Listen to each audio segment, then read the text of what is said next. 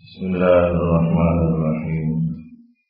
نحمده ونصلي ونسلم على رسوله الكريم.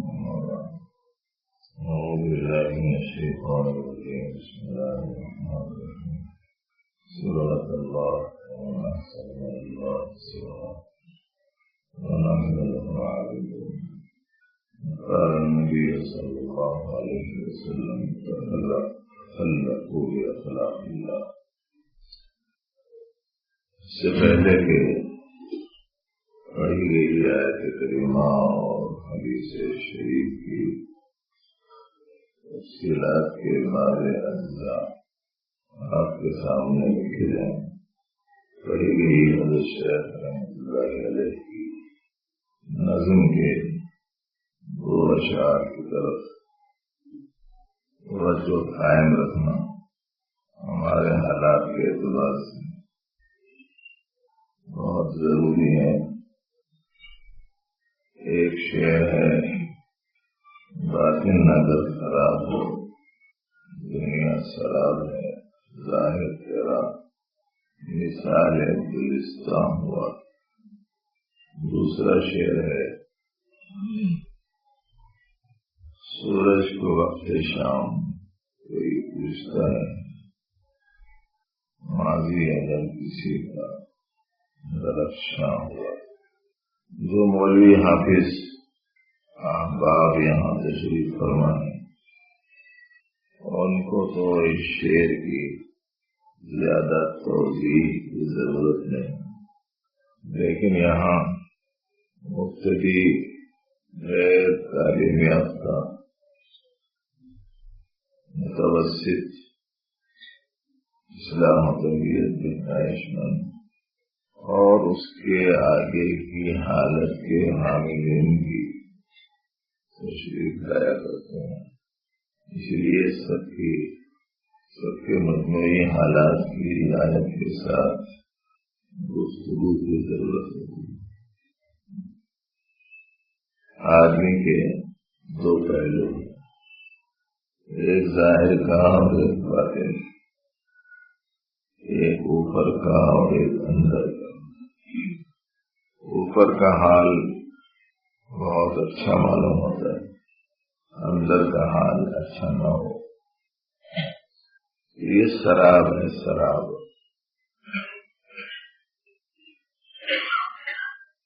دور سے دیکھنے میں آگے حیات دکھائی دیتی ہے۔ ایسا آدمی دل میں پانی کی طلب، زبان پر پانی کی طلب، آنکھوں میں پانی کی تلاش، زبان سوکھی، حلق خشک، ایسی حالت میں آدمی پانی کی تلاش میں رہتا ہے۔ اس کا تاثر یہ ہے کہ اگر پانی نہیں ملے گا تو میرا کام تمام ہوا چاہتا ہے۔ ایسی صورت میں اب وہ پانی کو تلاش میں لے کے رہتا ہے، قریب نظر ڈالتا ہے، دور نظر ڈالتا ہے، دور سے دور نظر دوڑاتا ہے، جنگل میں کہیں پھر رہا ہے، پانی کی تلاش میں سرگرداں ہے۔ چلتے چلتے بہت دور اس نے نگاہ دوڑائی، اسے دور سے پانی دکھائی دی، بڑی امید بنی کہ آب حیات حاصل ہو جائے گا، پی لوں گا تو موت سے بچ سکتا ہوں۔ کشاں کشاں پانی سمجھ کر اس چمکتی جگہ پر پہنچا جسے وہ پانی سمجھ رہا تھا۔ قریب پہنچنے پر معلوم ہوا وہ تو خشک ریتی کا علاقہ ہے۔ دھوپ کی تیزی کی وجہ سے سنگریزوں پر جو قدرتی پالش پائی جاتی ہے، اس کے نتیجے میں دور سے آئینے کی طرح چمکتا ہے۔ دیکھنے والا اسے پانی سمجھتا ہے۔ ایسی ریت جو دور سے پانی دکھائی دے سراب کہلاتی ہے۔ اردو کا ذوق رکھنے والے لوگوں کو بطور لطیفے کے یہ بات سنائی جا رہی ہے کی اوپری سطح یا اس کا اوپری کنارہ آب کے مانند ہوتا ہے تو اس کے سر آب اوپر پانی دکھتا ہے. دور سے تو آب حیات سمجھا، قریب پہنچا تو پتہ چلا کہ وہاں تو پانی کا ایک بوند بھی نہیں، پانی کا نام و نشان نہیں. ایسے ہی حضرت رحمۃ اللہ علیہ فرماتے ہیں کہ اگر تمہارا ظاہر بہت خوب دکھائی دیتا ہے، بہت اچھا سمجھ میں آتا ہے، لیکن اگر اندر اچھا نہیں ہے تو یہ خراب ہے. حتی اذا جاءہ لم یجدہ شیئا، جب میدان محشر میں پہنچ کر دیکھیں گے تو پتہ چلے گا کہ یہ تو کوئی چیز ہی نہیں تھی. ظاہر تیرا مثال گلستان ہوا، دیکھنے میں بڑا سرسبز و شاداب، ہرا بھرا، لہلہاتا دکھائی دیتا ہے. تو ایسا ظاہر کس کام کا جس کا اندرون اچھا نہ ہو. اسی لیے اپنے ظاہر کو اچھا رکھنے کے ساتھ اپنے باطن کو اچھا رکھنے کا خاص اہتمام کریں. ظاہر جتنا اچھا ہو باطن کو اس سے اچھا رکھنے کی کوشش کریں. مجھے دیکھ کر اگر لوگ یوں سمجھتے ہیں کہ یہ 50% متقی ہے، میرے اندرون کی حالت تقریباً 100% متقی ہونے کی ہونا. اتنا اچھا رہنا اندر. ظاہر میں مجھے دیکھ کے لوگ بڑا با اخلاق سمجھتے ہیں تو اخلاق کا معیار اپنے اندرون کا اس سے اعلیٰ ہونا. دین پسندی، نیکی پسندی میرے ظاہر کو دیکھ کر لوگ جتنی سمجھتے ہیں، میرے اندرون میں دین پسندی، نیکی پسندی اس سے زیادہ ہو. اسی لیے ایک دعا ہے جو بار بار وقتاً فوقتاً آپ کو سنائی جاتی رہتی ہے تاکہ یاد ہو جائے ساتھیوں کو، اور دعاؤں میں اس دعا کو شامل رکھا کریں. کیا دعا مانگنی ہے؟ اللہم اجعل سریرتی خیر من علانیتی. اے اللہ میرے باطن کو میرے ظاہر سے بھی اچھا بنا. واجعل علانیتی صالحہ، میرے ظاہر کو بھی اچھا بنا، صالحہ بنا. اب صالحہ کیا ہے؟ یہ ایک مستقل عنوان ہے. کل جو حضرات خانقاہ میں تشریف لائے تھے، مغرب کے بعد انہوں نے صالحیت کیا ہے سنا ہے. مکمل طور پر آدمی کا اس سے تعلق رکھنے والی جسم کی چیزیں ہوں، جان کی صورت ہو یا اعمال کی صورت ہو یا اپنے سے ہٹ کر اشیاء کی صورت ہو، جن جن چیزوں سے اپنا تعلق ہے ان تمام ہی چیزوں کو مالک حقیقی حق تعالی کے منشے کے مطابق استعمال کرنے کا نام صالحیت ہے. نہیں سمجھ میں آیا تو سر کے بال پکڑنا اپنے شروع کرنا، یہاں سے پکڑ کے پوچھنا اس کے خالق کے مالک اللہ ہیں. مالک اللہ ہے تو مالک کے مرضی کے مطابق میرے بال رہنا ہے کہ نہیں، وہ آئینہ لے کے سامنے کھڑے رہ کے دیکھنا. نہیں ہے، پکڑے تو اچھا ہاتھ میں مل رہے ہیں، پیچھے پکڑنے کے تو مل رہی نہیں. کیا سمجھنا اللہ کی مرضی کے مطابق نہیں ہے. اس بات سے کہ اللہ کی مرضی کے مطابق دو ہی صورتیں ہیں. یا تو پیارے حبیب صلی اللہ علیہ وسلم کی سنت کی تعمیل میں پورے سر کے بال رکھنا جس کو زلف کہتے ہیں، یا پورے بال نکال دینا، سب بال برابر برابر رہنا، آگے پیچھے چھوٹے بڑے نہیں رہنا. بڑا شوق لوگوں کو. اصل میں اندرون میں اچھائی رہنا. یہ باہر کی کیا ہے، ادھر کے ادھر کے سو پہ چھاڑ دیتے ہیں، بیچ کے رکھ کے اگا اگا رنگا انگا لگا کے بتاتے پھرتے لوگوں. تو اگر ایسا ہے تو سمجھنا چاہیے کہ ابھی صالحیت نہیں. حضور پر نور صلی اللہ علیہ وسلم کے سنت کے سانچے میں یہ ڈلے ہوئے رہنا، بالوں میں صالحیت رہی. ذرا نیچے اتر کے آنکھوں کے پاس آنا، اللہ اس کے خالق، اللہ اس کے مالک، اور جس کی جو مالک ہے اس کی مرضی. دیکھنا کہ میں آنکھیں ان کی مرضی کے مطابق استعمال کر رہا ہوں یا نہیں. ان کے مرضی کے مطابق ہی استعمال کرتا ہوں، کبھی صالح کبھی غیر صالح نہیں، کبھی نیک کبھی بد، کبھی شان مسلمانی سے متصف کبھی شان مسلمانی سے محروم.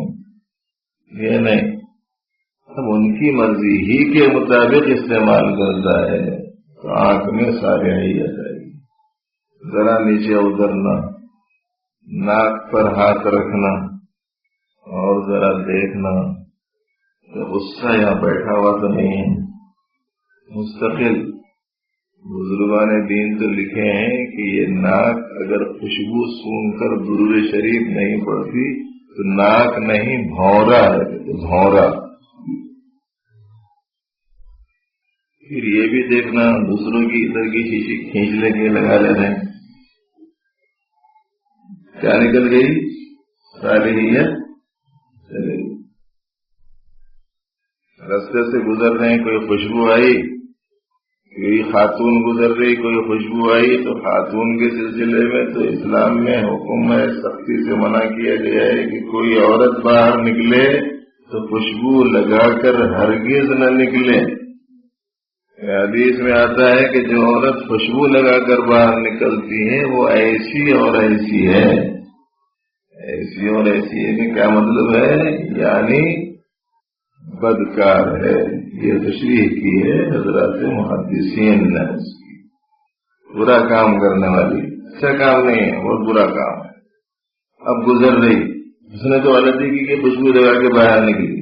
ہم بھی گزر رہے ہیں، کوئی ہوا کا جھونکا آیا اور وہ ہواؤں کے جھونکے سے خوشبو کا کچھ اثر ہم نے اپنی قوت شامہ سے محسوس کیا، تو اب بالقصد والارادہ سونگ رہے ہیں کہ کون سی خوشبو لگے. ناک کے گناہ سمجھ میں آ رہے نہیں آ رہے ہیں؟ سب سنے گی نہیں سنے گی، ناک کا بھی گناہ ہوتا ہے. صالحیت نکل نہیں سمجھو.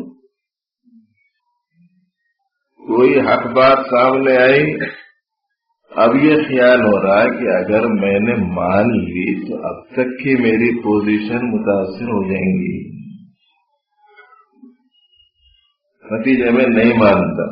ارے بھائی اچھی بات تے کو نہیں مانتے، بولے تو کیا بولتا ہے؟ مسئلہ ناک کا ہے، صالحیت ہے ناک میں. میں سنانے کو چاہتا ہوں، ہمارے نعت کو جو ہے دوسرے اشعار سنا دیتے ہیں تو ذہن ادھر چلے جاتا ہے. پہلے نعت خواں تھے، اب حضرت کے اشعار پڑھتے پڑھتے ماشاءاللہ نعت گو بھی ہو گئے. برکت ہے حضرت. پہلے صرف دوسروں کے لکھے ہوئے اشعار پڑھتے تھے اور اب ماشاءاللہ خود بھی اشعار لکھنے لگے. تو صالحیت بالوں میں سمجھ میں آئی، آنکھ میں سمجھ میں آئی، ناک میں سمجھ میں آئی، ذرا نیچے اتر کے زبان میں آنا. کون ہے خالق اس کے اور مالک؟ اس کی مرضی کے مطابق استعمال میں آنا. اگر اپنی مرضی سے استعمال کرے تو کیا نکل گئی؟ صالحیت نکل گئی. اپنے ظاہر کو صالح بنانا اور اندر کو صالح ترین بنانا. رجال علانیتی صالحہ بولے تو یہ ہم لوگوں کیا سمجھے؟ نہا دھو کے اسرا پاؤڈر لگا کے کنگھی ونگی کر کے خوشبو نہیں کرنا، یہ ہے ظاہر کو صالح بنانا. اور مردوں میں بھی آہستہ آہستہ یہ بیماری عام ہوگی، نسوانی مزاج جن میں بڑھ گیا. جب دیکھو جیب میں رہتا ہے. اور آج کل تو جیلوں میں آئینہ ہے، چابیوں کی جیلیں میں، جب دیکھو نکال کے ہے تو ہے کیا دیکھنے کا ہے. جو بنانے کا ہے وہ بناؤ. اب سمجھ میں آنے کے واسطے ایک ترتیب آپ کو بتائی گئی ہے. بیٹھ کے تنہائی میں ایسا سر سے لے کے پاؤں تک پہنچنا، یہ پورا ان کے مرضی کے مطابق ہوا تو اپنا علانیہ صالح ہوا سمجھنا.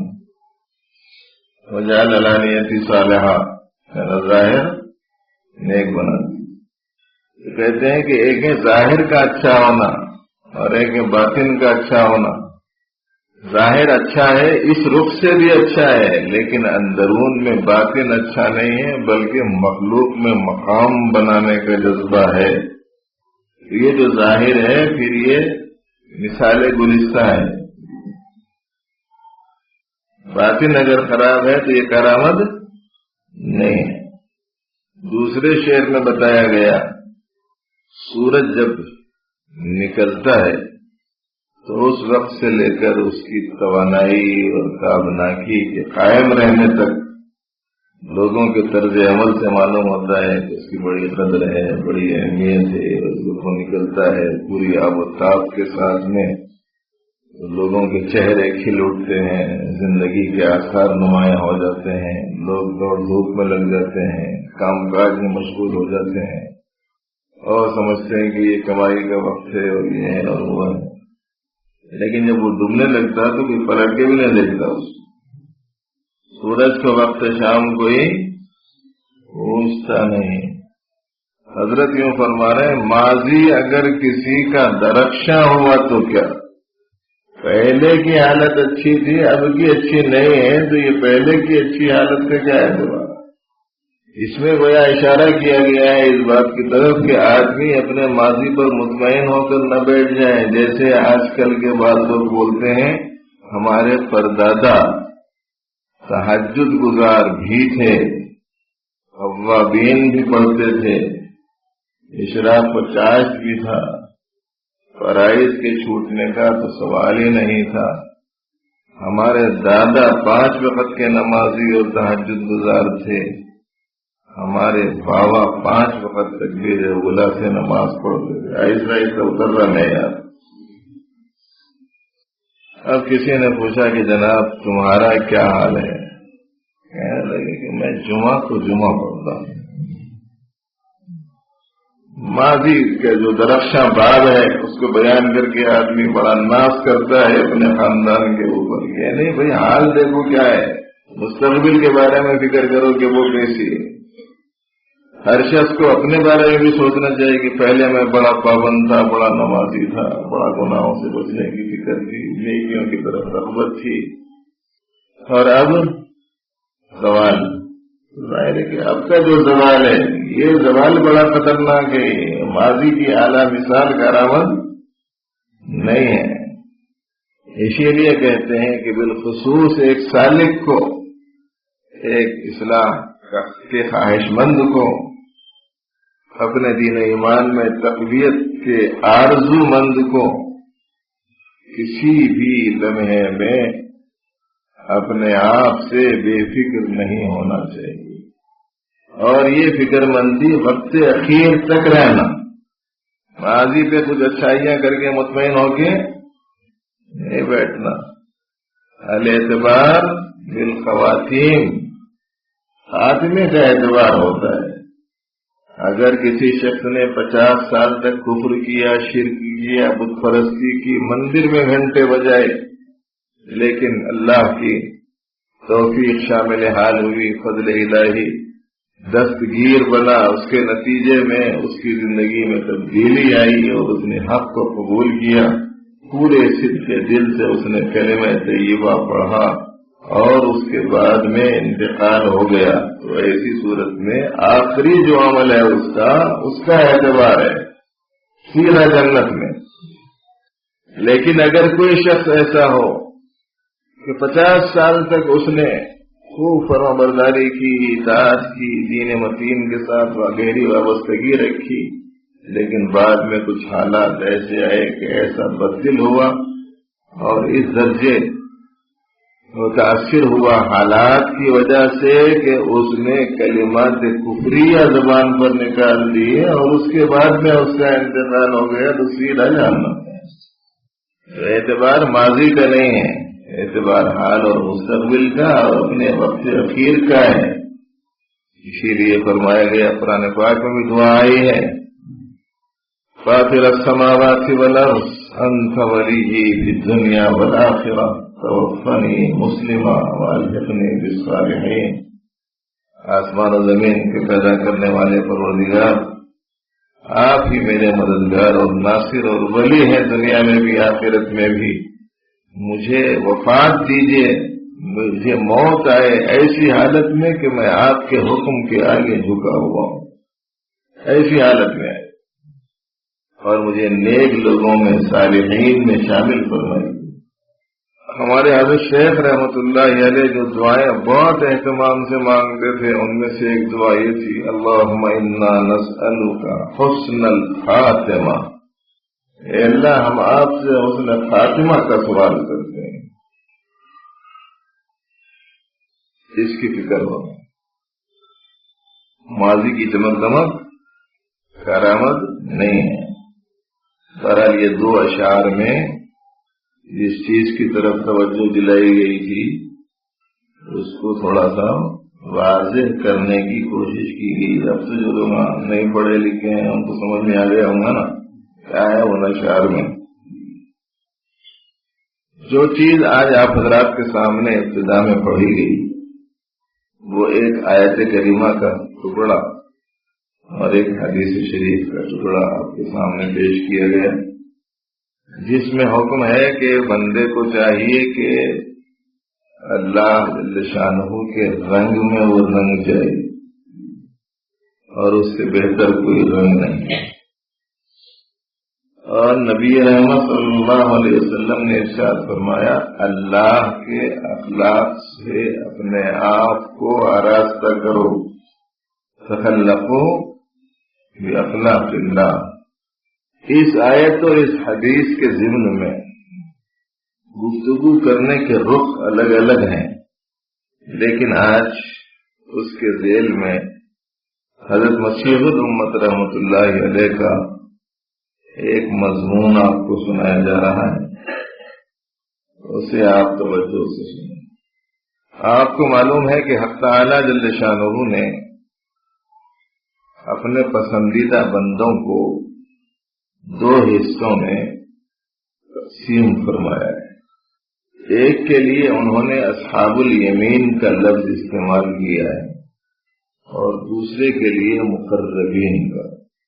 تو معلوم یہ ہوا کہ پروردگار عالم کے جو پسندیدہ بندے ہیں معیار کے اعتبار سے ان میں درجات کا تھوڑا سا فرق ہے۔ ایک وہ ہیں جو عمومی اصحاب الیمین داہنے ہاتھ والے، جن کے اعمال نامہ ان کے سیدھے ہاتھ میں دیا جائے گا، اور ایک وہ ہیں کہ جن کا اعمال نامہ ان کے سیدھے ہاتھ میں تو دیا ہی جائے گا، لیکن ان کے خصوصیات و معیارات اور علم اور معرفت اور عمل کی قوت اور حقیقت کی بنیاد پر ان کا درجہ ان کے مقابلے میں کافی بڑھا ہوا ہوتا ہے، ان کو مقربین کہتے ہیں۔ اور حق تعالی جل شانہ کا قرب اور ان کی نزدیکی یہ تمام سعادتوں میں سب سے بڑی سعادت، اور تمام عزتوں میں سب سے بڑی عزت، اور تمام کرامتوں میں سب سے بڑی کرامت، اور تمام شرافتوں میں سب سے بڑی شرافت۔ یہ جو اللہ جل شانہ کا قرب آدمی کو حاصل ہوتا ہے، اس کے بارے میں تحریر فرماتے ہیں کہ قرب کے معنی نزدیکی، قرب کی دو قسمیں ہیں، قرب فرائض، قرب نوافل۔ قرب فرائض یہ ہے کہ انسان تمام موجودات کے ادراک سے فنا ہو جائے اور اس کی نظر میں سوائے انوار الہی کے کچھ بھی نہ رہے، ما سوى اللہ، جو بھی اللہ کا غیر ہے اس سے نظر اٹھ جائے۔ فنا فی اللہ کا یہی مطلب ہے، یہ قرب فرائض کا ثمرہ ہے، حل نتیجہ حاصل۔ قرب نوافل یہ ہے کہ سالک سے انسانی صفات زائل ہو جائیں، یعنی انسان کے اس کے اندرون میں جو مختلف قسم کے خراب تقاضے ہیں وہ ختم ہو جائیں اور خدائی اوصاف حاصل ہو جائیں، اور صبغت اللہ اور تخلقوا باخلاق اللہ کا مصداق ہو جائے. لیکن پوری بات ابھی ہو سکتا ہے کہ سمجھ میں نہ آئے.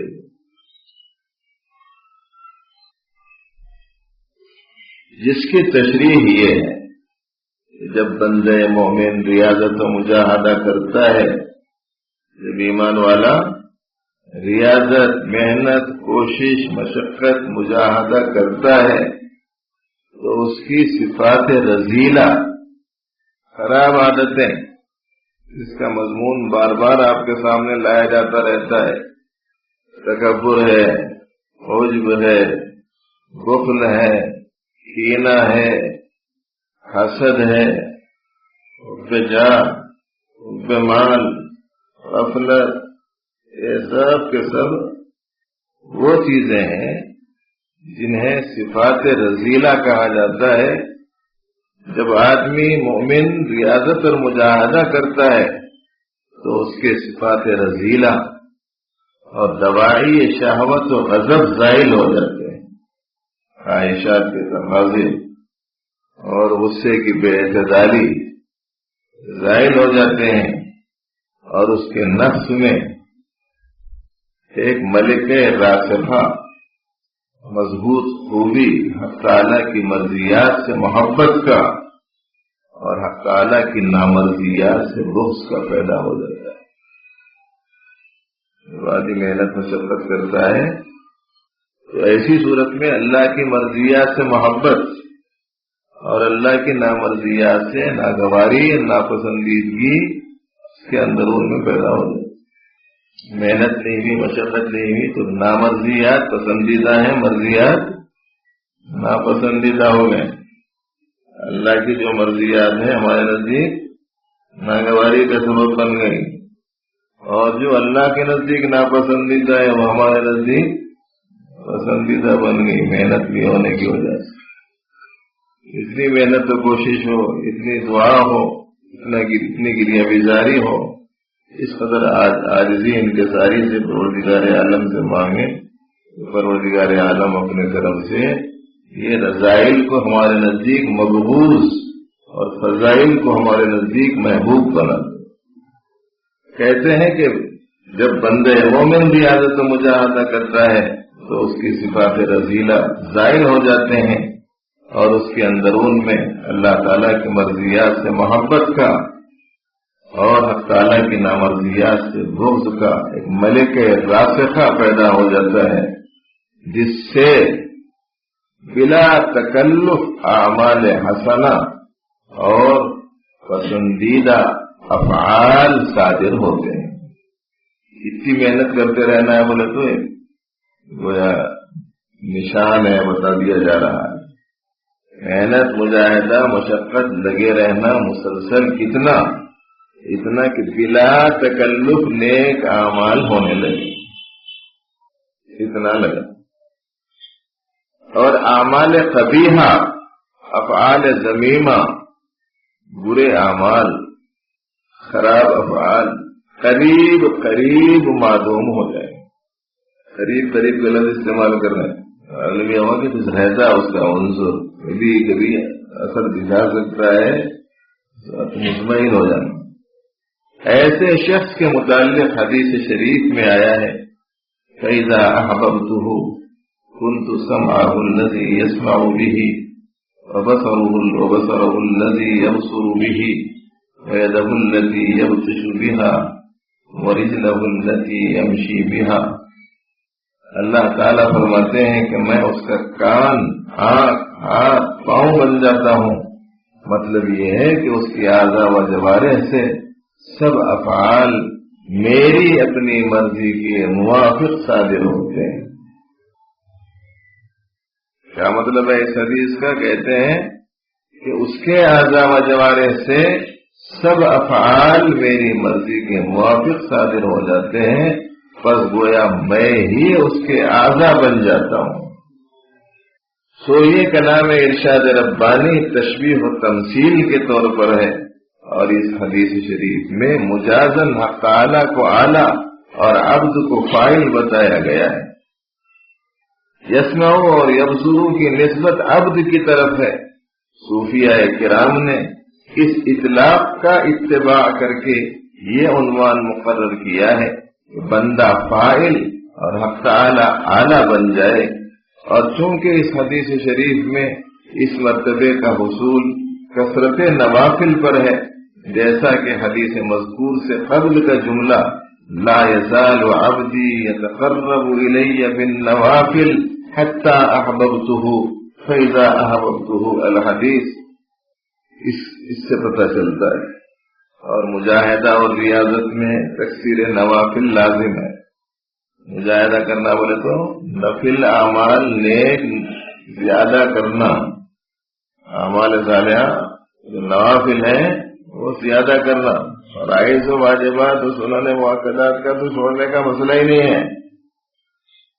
اس سلسلے میں بڑی کوتاہی احباب میں پائی جا رہی۔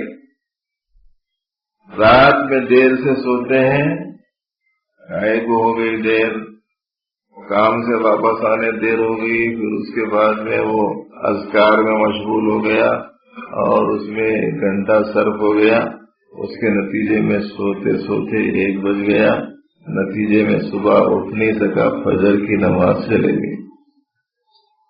ارے بھائی، یہ فجر کی نماز جانے کا خرچہ تھا تو رات کی اذکار چھوڑ دینا تھا، اس واسطے کہ فجر کی نماز تو اللہ کا فریضہ ہے، اور اذکار اعمال صالحہ میں تقویت کے لیے آپ کے مصلح اور شیخ کی بتائی ہوئی ایک تدبیر ہے۔ دونوں میں تو زمین و آسمان کا فرق ہے۔ اللہ نے جس چیز کو لازم و ضروری کیا ہے اس میں کوتاہی کیسے؟ یہاں یوں کہہ رہے ہیں کہ اگر یہ مقام پانا ہے، اگر یہ نعمت حاصل کرنا ہے تو نوافل کی کثرت کرنا، اور آپ کو معلوم ہے کہ نوافل وہی مقبول ہیں جو فرائض و واجبات کے بعد کیے جاتے ہوں۔ یہ مسئلہ سمجھ میں نہیں آ رہا آج کل اکثر لوگوں کو، حال ہی کچھ نفلی چیزیں مستحب چیزوں کو پکڑ لیے، فرائض چھوڑ دے رہے ہیں، واجبات چھوڑ دے رہے ہیں، سنتیں چھوڑ دے رہے ہیں۔ اسی کو سمجھانے کے لیے پیارے حبیب صلی اللہ علیہ وسلم نے ایک دفعہ یوں ارشاد فرمایا تھا کہ اگر کسی نے رمضان کا ایک فرض روزہ بغیر عذر شرعی کے چھوڑا تو پوری زندگی روزے رکھتے رہا تو وہ ایک روزے کا بدل نہیں بن سکتا۔ وہ اللہ کا فریضہ ہے، اس کی عظمت کو سمجھو۔ اب ہم غیر ضروری کاموں میں اوقات خالی برباد کرتے ہیں، راتوں میں اور صبح میں اللہ کے فریضے کو چھوڑ دیتے۔ اور مجاہدہ ریاضت میں تکثیر نوافل لازم ہے، نفل کامہ زیادہ کرنا۔ بعض لوگ بولتے ہیں صاحب بہت نفس سرکش ہو گیا، کیا کرنا، بہت زور دکھائی دیتا رہتا ہے، بہت لگام لگانے کے چکر میں ہوں مگر قابو میں آتا نہیں۔ قابو میں لانے کے واسطے 2 کامہ کرنا، ایک چارہ کم ڈالنا، ایک چارہ کم ڈالنا، دوسرے پیٹھ پہ وزن زیادہ رکھنا۔ 2 طریقے ہیں قابو میں لانے کے، کھانا پینا، یہ ہونا وہ ہونا وہ ہونا وہ ہونا، خواہش ہے کہ پوری ہوتی نہیں، اور یہ کثرت خوراک آدمی میں سستی کاہلی کو پیدا کرتی ہے، نفس طاقتور اور قوی ہوتا چلا جاتا ہے اور غفلت اور کسل بڑھتی چلی جاتی ہے، جس کے نتیجے میں خراب قسم کے تقاضے اندر ان میں شروع ہو جاتے ہیں اور پھر آدمی برائی کی طرف مائل ہونے لگتا ہے۔ ہم لوگوں کو شاید اس زمانے میں تھوڑی سی غلط فہمی ہو گئی، اکثر ہمارے لوگ شفقت میں ہمدردی میں یہ بول دیتے ہیں کہ 4 چیزیں پہلے بہت اہتمام سے اپنی اصلاح کرانے والے لوگوں کے لیے لازم قرار دی گئی تھی تدبیر میں، جن میں سے ایک کم کھانا، دوسرے کم سونا، تیسرے کم بولنا اور چوتھے کم ملنا۔ اب شفقت میں ہمدردی میں یہ بولے کہ اس زمانے میں کم کھانے کی شرط ہمارے بڑے نکال دیے ہیں، اس کی بنا پر بقدر ضرورت کھاؤ لیکن محنت زیادہ کرو، تو ہمارے ساتھیاں کیا کرے، کم کھانے کی شرط ختم ہو گئی نا، اسی بات کو لے لیے، محنت زیادہ کرو یہ بات چھوڑ دی۔ ایک تو یہ غلطی کرے اور دوسری غلطی یہ کرے کہ بقدر ضرورت کھانے کا حکم تھا، تقاضے حرص کو پورا کرنے کے واسطے کھانے کی اجازت اب بھی نہیں ہے۔ بقدر ضرورت تھا، کھانے کی ضرورت تو ویسے ہی پوری ہو جاتی، اعلیٰ کوالٹی کی چیزیں ہونا کوئی ضروری نہیں ہے۔ نہیں سمجھ میں آ رہا تو ایک چھوٹی سی مثال ذہن میں رکھ، کسی صاحب کو بہت بھوک لگی، خوب تقاضا ہے کھانے کا، اور خالی نہ صرف یہ کہ خوب تقاضا ہے کھانے کا بلکہ خوش خوراک بھی ہے، یعنی اچھی غذا کھانے کا، اس کا مزاج ہے ذائقے دار اور لذیذ، جب بھوک خوب لگی تو ایسی صورت میں اس کے سامنے عمدہ قسم کی غذا رکھنے کے بجائے خالی چنے پھٹانے مرمرے رکھ دو، وہ بھوک کی شدت میں غفاوت کھا جاتا۔ اس کے بعد پانی کا تقاضا ہوا تو ایک آدھ گلاس پانی پی لیتا، جب اس سے فارغ ہو جائے تو اب خوشبو سے مہکتی ہوئی شاندار بریانی لا کے اس کے سامنے رکھو اور کہو کہ نوش فرمائیے، وہ کہے گا کہ اب کیا کھاؤں؟ معلوم ہے ضرورت ہے پوری ہو گئی سادے کھانے سے بھی، بقدر ضرورت کھاؤ بولے تھے، یہ لذات کے پیچھے پڑ گئے۔ ہمارے حضرت رحمۃ اللہ علیہ نے فرمایا تھا، ہر کار جائز کر مگر لذات میں کھویا نہ جا، لذات کو مت یاد رکھ، اللہ بس باقی ہے، بس لذتوں کے پیچھے پڑ گئے۔ کیا کہتے ہیں، مجاہدہ اور ریاضت میں تکثیر نوافل لازم ہے۔ اندر والا نہیں مانتا تو دو چیزیں کرنا، چارہ کم ڈالنا، بوجھ زیادہ اٹھانا، سیدھا ہو جاتا ہے۔ جو گھوڑا، جو خچر، جو سواری سرکشی بہت کر رہی، 2-3 دن تک کھانا وانا نہیں دینا، اس کے بعد میں لے کے چل سکنے کے لائق ہونے کے واسطے تھوڑا سا چارہ دے کے تھوڑا سا پانی دے دیں گے۔ اگر ہمیشہ اس کی پیٹھ کے اوپر اگر 10 کلو اٹھاتے تھے تو 20 کلو اٹھا دینا، سیدھا چلتا رہتے بالکل۔ ایسے ہی ہمارے اپنے نفس کا حال ہے، بوجھ تو ڈالنے لینا اس کے اوپر۔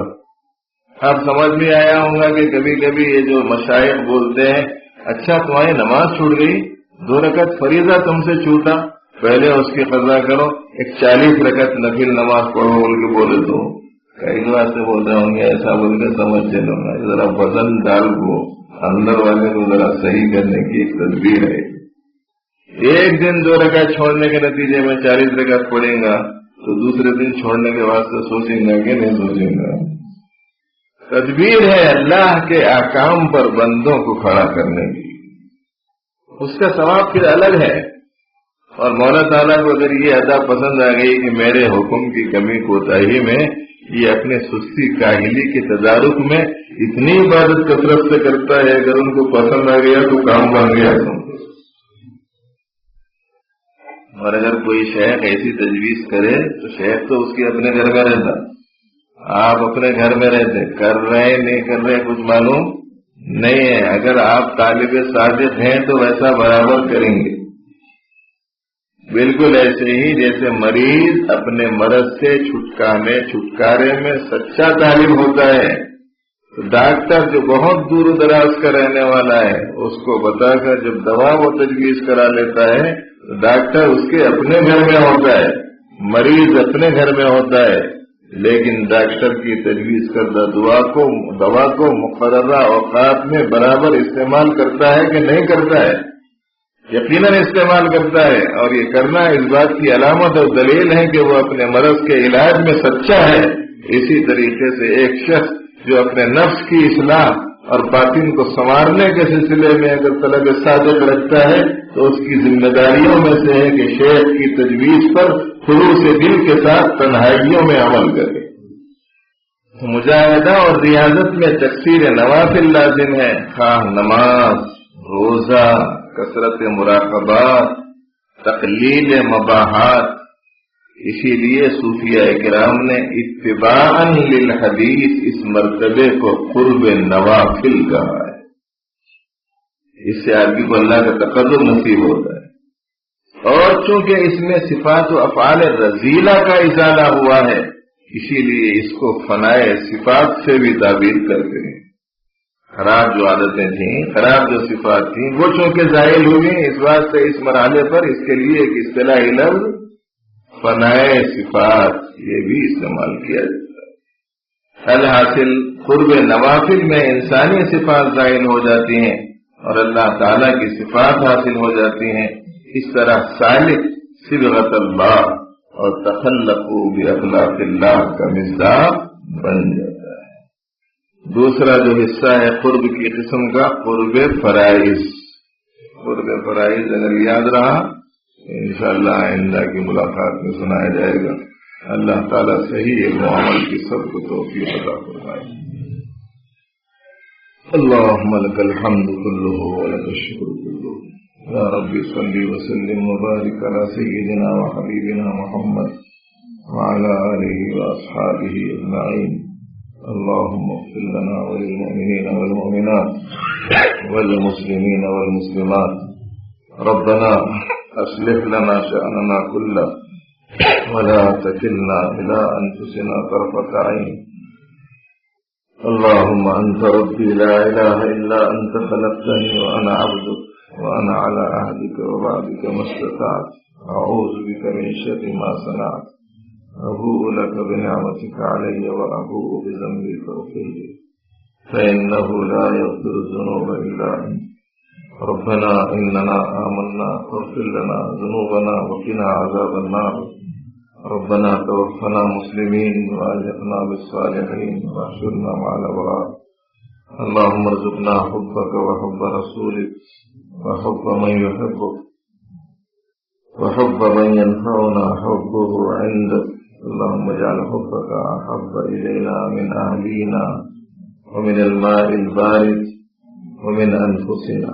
اللهم اجعل حبك أحب الأشياء إلينا واجعل خشيتك أكوف الأشياء عندنا. وافتح عنا حاجات الدنيا بالشوق إلى لقائك. وإذا أفرغت أعين أهل الدنيا من دنياهم فأفرغ أعيننا من عبادتك. ربنا تقبل منا إنك أنت السميع العليم وتب علينا إنك أنت التواب الرحيم. وصل وسلم وبارك على سيد المرسلين. الحمد لله.